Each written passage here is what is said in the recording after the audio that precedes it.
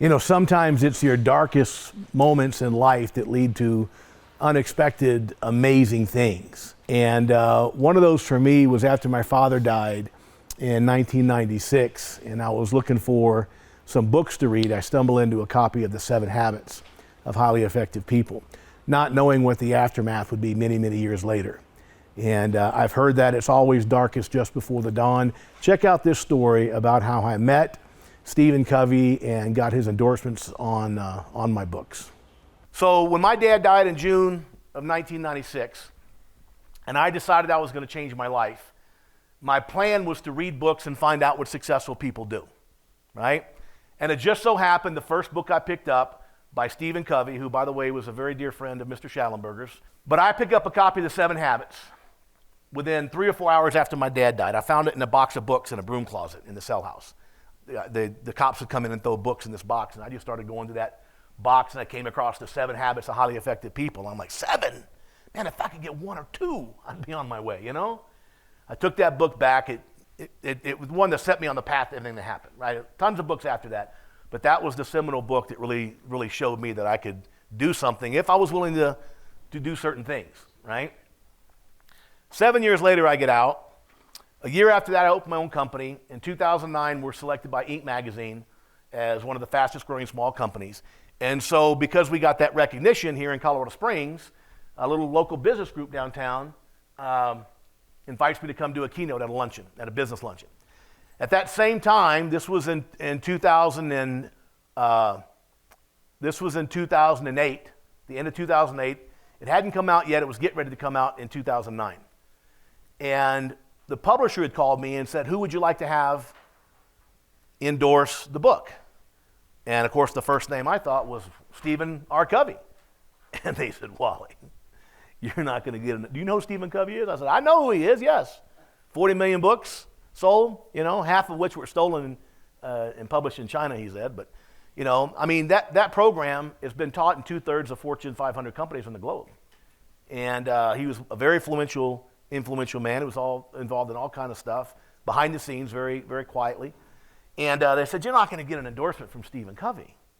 We were thinking like maybe your mom or a neighbor. Maybe you know the mayor in your town in Colorado Springs. And I said, well, you guys work on what you're going to work on. I'm going to work on what I want to work on. And so my prosperity plan, which you'll learn more about, I wrote at the bottom of it, The Upside of Fear has been endorsed by Stephen R. Covey. Every single morning, I'm reviewing it. This goes on for 6 months. Meanwhile, you got to take action, so I've got my speaking manager reaching out to the Franklin Covey organization. We could not even get in touch with the assistant's assistant to the assistant's assistant, right? We would send manuscripts. They'd come returned unopened. I learned later that they won't ever open unsolicited manuscripts, because if they read your book and then they write a similar book 10 years later, that's how people get sued. Like, oh, I sent you my book and you stole my idea. So they won't even look at unsolicited manuscripts. So they'd come back unopened, which I thought was pretty damn rude. We'd send emails, never respond. This went on for 6 months. We get to May of 2009, and that's when I get invited to speak at this business luncheon. About 50 people, grouped about like this, at a little restaurant downtown Colorado Springs here. And just before they go to introduce me, this gentleman stands up and says, oh, by the way, you guys all know that Julie, my daughter, is Stephen Covey's personal assistant. And they're going to be in Colorado Springs next month. If anybody here would like to meet Dr. Covey, let me know. I mean, 6 months, we're getting nowhere. And now 5 feet from me is a guy that apparently knows him pretty well. And Gordon Edgen was the guy's name. Turned out he had known Dr. Covey for 40 years. They went to college together. And anyway, so they arranged a meeting. A month later, Dr. Covey was a very devout Mormon, and there's a Mormon church right near my house, and that's where he was having his event. And probably 500 people there. It's a big, big place. And I'm sitting there, and I'm watching Covey, and he's going over the basic principles from the 7 Habits. And all I could think about was 13 years earlier when my dad died, sitting in that cell reading those things, and now here's the guy. Now, Dr. Covey was just a dude like the rest of us, put his pants on one leg at a time and all that, but he happened to be the guy that wrote the words that didn't just change my life, saved my life, because I was on a pretty destructive path. So he does his thing. He walks off the side of the stage at the end, and a long line forms, and people chatting with him and shaking his hand and stuff. And I see Gordon Edgen, and I assume his daughter Julie on this side of the stage, who arranged this whole thing. So I went over to them, and I figured after this line, I'll go at the end of the line. And I said, man, thank you so much for making this happen. And she said, oh, you're Weldon? And yeah. She goes, Dr. Covey loved your book. I'm like, really? All he had was a manuscript because the book wasn't out yet. She goes, yeah. She goes, he wasn't crazy about the language, but he really liked the book, right? When I wrote the book, I wrote it like it happened, right? You don't run from the police and take a shot at people and say, darn it, that shouldn't have happened, you know? So I wrote the language like it is. However, I will tell you on the audio version of the book, when I started dropping F-bombs in the studio, I started thinking about some guy picking up his kids at school or something, and so we did clean it up for the audio version. But the written version, it's just like it was. And so she said he loved your book. He wasn't crazy about the language, but she goes, and she had read the manuscript. She goes, it was great. As I'm talking to them, all of a sudden I feel a hand on my shoulder. And I turn around, and there's Stephen R. Covey, right? A little short, bald dude. And at that time, probably maybe 70 years old, something like that. When I saw him, I was overwhelmed with emotion. You know, again, he was just a man like the rest of us, but he was really impactful in my life. And I began to weep. And when I began to weep, he put his arms around me and gave me a hug, the way a father hugs a son. And he leans back, and he bows his head, very, very spiritual man.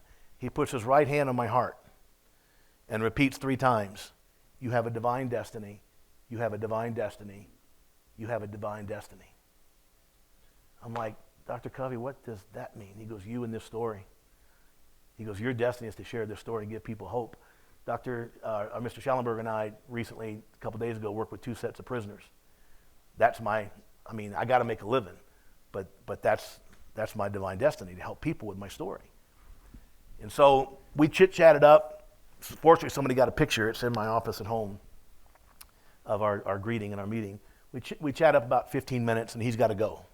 And he goes on about his way with his entourage. This was a Sunday night. The next morning, because, by the way, he told me he loved the book too. He said, I wasn't crazy about the language, but I love the book, right? The next morning, now we got the names of the right people to call, right? So my speaking manager starts calling their office Monday morning. Dr. Covey said he loved this book. Can we use that for an endorsement? I could see it across the front. I love this book, Stephen R. Covey, The 7 Habits. I could visualize it. And in fact, at that time, the original endorsement on the front of the book was Tony Robbins, who's a pretty big deal too. Tony Robbins had written a quick blurb about it. So that was going to be on the front in the existing design. And so we start calling Dr. Covey, his office, and it takes till Wednesday to track him down. And the girl says, you know, the guy you met the other night, you said he loved his book. He wanted to know if he could use that for an endorsement. He says, hold on for a second. He turns to his daughter, which I believe her name is Catherine. Does that sound right?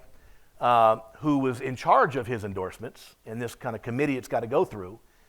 And they had both just read the manuscript, or she did on the way to meet her father. And they decided, without going through any vetting, without any committee, because we had, I guess I should have mentioned, we had about 1 week before we went to full cover press. And then it's going to have to wait to the second edition, which could be years, you know. If we're going to get it, we got to get it right now. We explained that. And on the spot, they agreed to write the endorsement and dictated over the phone. By this time, Wednesday, I was in San Francisco speaking, and so my speaking manager was giving me updates. I think they're going to do it. I think they're going to do it. And the publisher said, well, it's got to at least be an email from his email, right? You got to have proof. You can't just make it up. I get to my hotel room that night. They had already texted me like, the Eagle has landed. I'm like, holy crap. It was such a big day that the Tony Robbins went to the back of the book. You know, that's what a big day it was to get an endorsement from Stephen Covey. And so I read the endorsement, and it's a beautiful endorsement. And in fact, it starts with, despite the harsh language, and he goes on, you know, so it really was a deal with if you ever read the endorsements on the upside of fear. But then I noticed the date on the email, and this had never even entered my conscious brain. It was June 10th of 1996. 13 years to the day that my father died on June 10th of 2009.